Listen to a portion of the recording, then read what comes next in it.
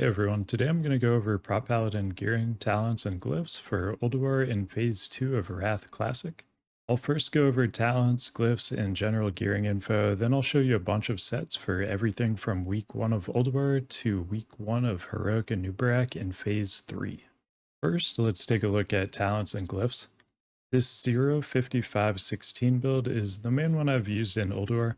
You're going to want to be much tankier for Ulduar than you have been in Phase 1. Most people have been running builds with reduced points in toughness and guarded by the light for Phase 1, which you don't want to do for early Ulduar. I've gone for 5 out of 5 Reckoning with some of my flex points since the DPS per point is slightly higher than other DPS flex point options, and it also gives us more Judgment of Light procs that heal us for 2% of our max HP, which, while small, can potentially be a difference maker on some of these harder hitting bosses. Judgments of the Just I'm still running just for the Hidden Seal proc component, but also it's nice to apply your own attack speed debuff passively for the rare times Frost Fever might not be on the target you're tanking. The Judgments of the Just debuff application will also stop the diminished power channel in the Yogg-Saron fight without having to get in melee range of a Crusher Tentacle. Vindication is a must-have in my opinion because tanks can easily die on some fights if an attack power debuff isn't up at all times. Even if you have someone in your raid you're confident will never let the debuff fall off, they might be dying early on some of these fights as your guild is progressing through Ulduar. Crusade is unfortunately a lot weaker in Phase 2 because there are far fewer mobs we will get the type benefit from. Ulduar bosses are mainly giant, unspecified, or mechanical type. The one notable exception is Algalon and elemental type. That pretty much covers the general talent stuff, but there is one boss in here you'll want a specific build for if you're going to main tank him. General Vezax.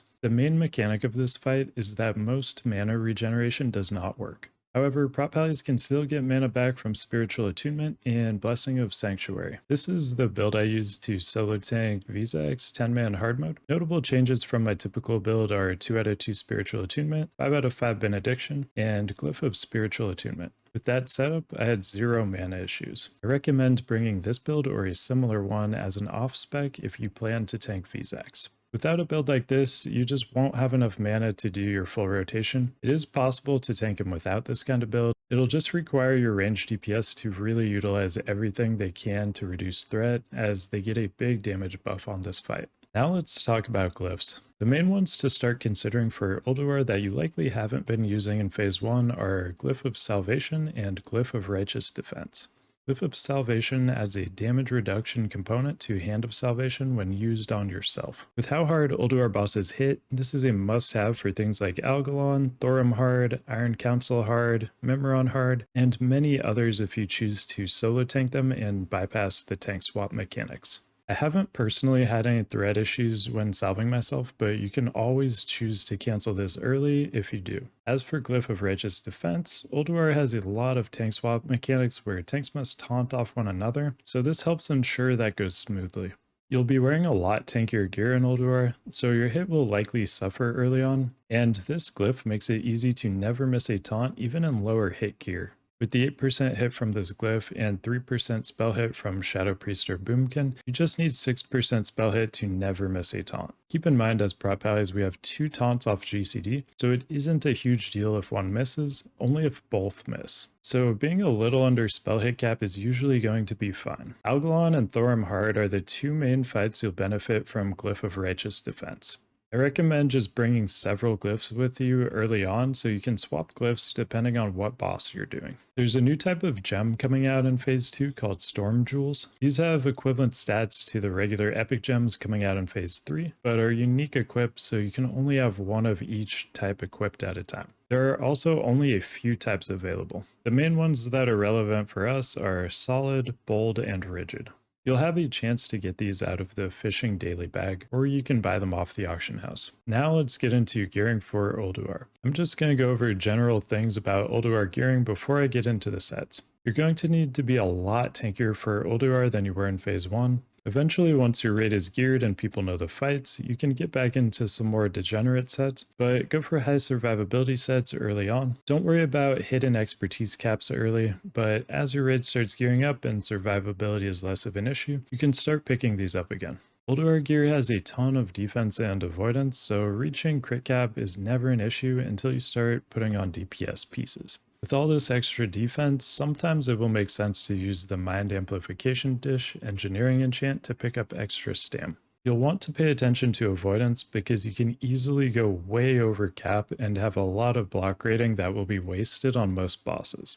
Avoidance cap is a good thing to aim for because it smooths out your damage intake, making damage less spiky and more predictable for you and your healers. At Holy Shield avoidance cap, you can rely on never taking an unblocked hit, assuming all your Holy Shield charges don't get eaten. AD upgrades now calculates diminishing returns for avoidance by default, so when you see total avoidance here, that's after DR. Mouse over it and look at boss avoidance, Holy Shield. This number is already taking into account the 2.4% avoidance lost from fighting a boss mob, so we're aiming to have this number at 100%. Anything above 100% is pushing some of your block chance off the attack table, wasting some of the block rating on your gear. In situations where you're taking a lot of hits and Holy Shield won't be up the whole time, this extra avoidance still has value anytime Holy Shield or Redoubt aren't up.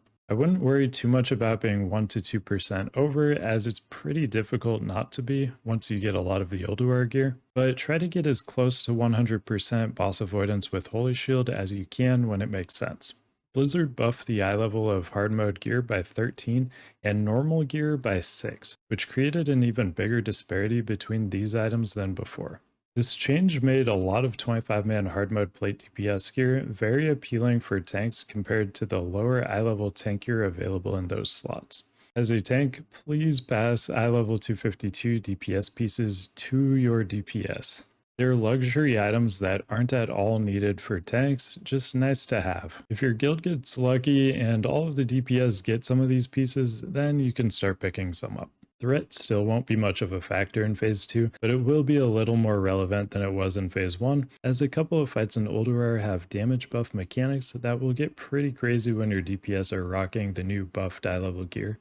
You also will be salving yourself in several fights for the damage reduction from Glyph of Salvation. Overall, it shouldn't be a big deal as long as you're doing your 969 rotation well.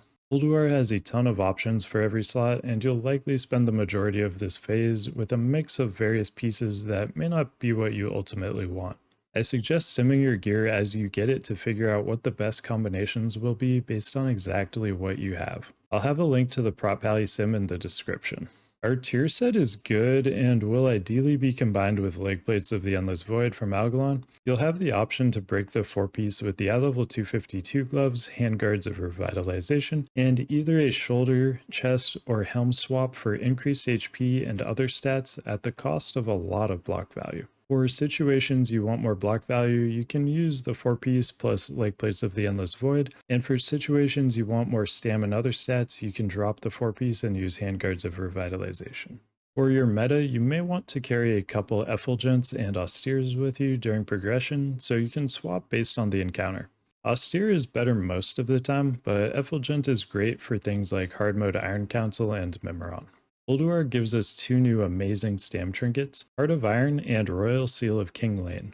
In many of the sets I have offensive trinkets listed, but you can choose to add 2 to 4,000 HP and 1 to 2 great on use effects to any set just by swapping trinkets. This will be something you do on a fight-to-fight basis depending on your needs. Your DPS will probably want Dark Matter, so this one isn't a huge priority, just something to eventually get. Blood of the Old God is a nice trinket to hold you over and should be less contested. Our overall BIS weapon is the eye level 252 PVP weapon, but it currently requires a rating of 2350, so I don't expect many people to get this if this rating remains unchanged.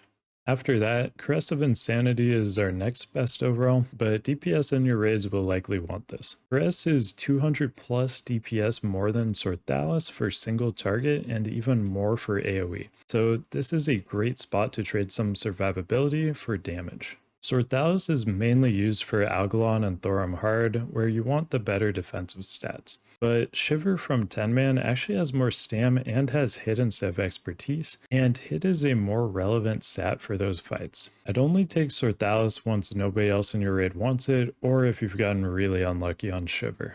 While you're waiting for Caress, you can pick up either Ceralis, not to be confused with Sorthalis, or Volmir. Lastly, before getting into sets, let's look at the new Emblem Gear. Shield Warder Girdle and Tear Helm are the main ones you'll want, but all of them are solid options depending on what drops you've gotten so far and what fights your guild is working on. For example, if you haven't gotten any good legs, picking up Wormguard leg plates before doing Algalon prog for the week could be a good move. You will want Wormguard leg plates for Heroic Anubrak in Phase 3 too. For all of these sets, I have alternative items listed when you mouse over a slot. I also have these sets gemmed for stam and socket bonuses, but you can of course adjust these however you see fit. Aggressive or defensive gemming and enchanting are really dependent on your specific raid, and nobody knows your raid better than you. For any set I'm going for a hit cap, I have a Horde and Alliance version to account for the Drain Eye hit buff. If a set is really close to being hit cap, I usually don't worry about pushing it over hit cap and wasting stat points. At the time of making this video, Leg Plates of the Endless Void had incorrect stats on 80 upgrades, but I factored in the correct defense when crit capping these sets. So the stam and strength you see in this video will be much lower than what you hopefully see by the time you're clicking on the 80 up links. This first set is one I've been using on the PTR that has been great, and I recommend this for your first week in Ulduar. It has Holy Shield, Boss Avoidance Cap, and tons of HP, armor, and block value to keep you alive. I used this set with Cloak of the Shadowed Sun instead of Shadow of the Ghoul, and Levanthors instead of Gossamer for Algalon 10-man, and had no issues surviving. Threat hasn't been an issue for me in this set either. If you don't have this exact set, just piece something together that has lots of stam, close to or at Boss Avoidance Cap with Holy Shield, and extra armor and block value as you're able to. The next set only uses gear from Ulduar 25-man normals and 10-man hard modes. Some people may struggle on the 25-man hard modes for a while, so this is a set that is more accessible. This set will have no problem surviving in 25-man hard modes as you get into them. This next one is a Herald of the Titan set, which is an achievement you get for killing Algalon on 10-man without anyone in the raid wearing gear higher item level than what is available in 10-man Ulduar. This achievement gives a title, so a lot of people are going to want to do this. The set I used in my Algalon PTR kill was all phase 1 gear with about 8k less HP than this, so you should have a very easy time with this set. If you're missing any of this gear, just pick up as much stam as you can, aim for 100% boss avoidance with Holy Shield, and grab extra armor and block value as you're able to. This is the primary BIS set I'm trying to build. It only utilizes tank eye level 252 pieces. By the time you can get this set, your raid will be really geared and experienced, and the fights in Ulduar will be pretty trivial. So I've gone with a couple more aggressive options here. The set has hit cap, expertise soft cap, about 5900 AP, about 3k block value, and still maintains over 45k HP with the option to swap trinkets for just under 50k HP. I love this as an all-around set that does high damage and threat while also having solid HP and mitigating quite a bit of damage. If your guild is going to take a while to kill Algalon, you can swap Tear Gloves for Handguards of Revitalization, Leg Plates of the Endless Void for Tear Legs, and Bulwark of Algalon for the Boreal Guard. The next set is a variation of the first one, but it drops the 4-piece bonus and uses Handguards of Revitalization. Since we're dropping the 4-piece, we can also swap out our tier chest, shoulders, or helm for Breastplate of the Timeless, Shoulder Plates of the Deconstructor, or Helm of the Faceless. I personally like the Deconstructor shoulders here because they allow a swap from hit food to strength food. Strength is by far our best threat and damage stat after expertise soft cap and hit cap. This variant offers more HP as well as other stats depending on which swap you decide on, but loses about 470 to 660 post multiplier block value and a small amount of damage and threat compared to the 4-piece variant.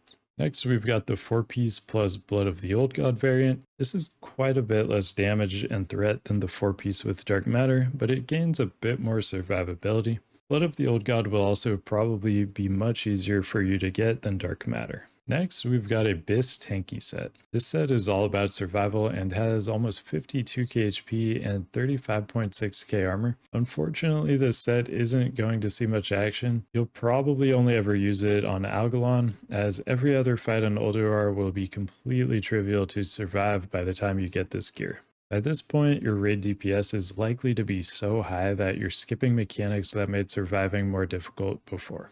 Not to mention, you may have a Holy Pally with Valinir at this point too. Now we're going to get into some really fun sets. So this is the BIS Dream set with the PVP weapon, which is a really unrealistic set, but maybe you'll get lucky and get some of these pieces. This set uses as much eye level 252 gear as possible, but as mentioned earlier, a lot of these are DPS pieces that you aren't likely to get. It's something to aim for, but don't expect to finish this set. Armbands of Bedlam can replace any of the other 252 DPS pieces in this set too. Next is another version of the BIS Dream set, just without the PvP weapon, since the rating requirement will be difficult for most people to get. With over 6.3k AP and almost 36% crit, this set would be a ton of fun if you can ever make it. This set does quite a bit more damage than the PvP weapon version, but has significantly lower survivability. The last set we're going to look at is just something to have prepared for week 1 of phase 3 for Heroic Anub. For this, we're aiming for an unhittable set. Anub will summon 4 adds at a time and put a 25% increased physical damage debuff on the tank, which stacks up to 10 for plus 250% total increased damage taken. They also gain increased attack speed when they're near other adds. Normally this requires 2 tanks, but with the right gear, only 1 tank is needed. The mobs can hit for up to about 4500 damage before the debuff, and 11k plus with the debuff fully stacked. Luckily for us, block has a very beneficial quirk for this specific scenario. If their base attack is fully blocked, they will not gain the increased damage from the debuff. So in this case, 4500 block value is enough to fully block what would be an 11k plus hit if it were not blocked.